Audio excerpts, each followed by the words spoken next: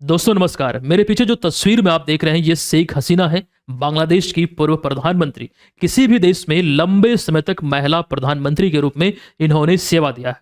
अभी हाल ही में खबरों में इसलिए है क्योंकि वहां की यानी कि बांग्लादेश की अंतर्राष्ट्रीय जो अपराध ट्रिब्यूनल है इन्हें फांसी की सजा यानी कि मौत की सजा सुनाई है।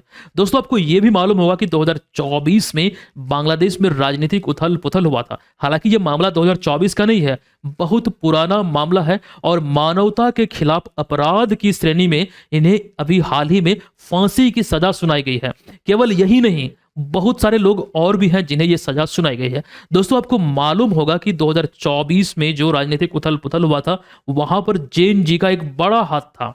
और जैन जी क्या होता है ये चीजें अभी हाल ही में आपने सुना होगा। नेपाल में जो एक प्रकार से देखने को आपको मिला, एकदम फास्टेस्ट वे में आप बोल सकते हैं कि पूरी दुनिया में इतने कम समय में किसी भी देश का सरकार का पतन हो गया और किस प्रकार से मंत्री वहां के भाग रहे थे, दौड़ा दौड़ा के पीटा गया था। तो जैन जी का एक अहम रोल रहा इसमें। अब जैन जी और जैन अल्फा क्या है ये चीजें भी आपको समझना पड़ेगा, हो सकता है एग्जाम में देखने को मिले।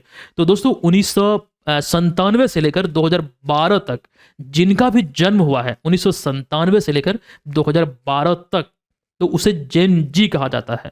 ठीक है, 2012 से लेकर 2025 तक जिनका भी जन्म हुआ है जैन अल्फा की श्रेणी में है।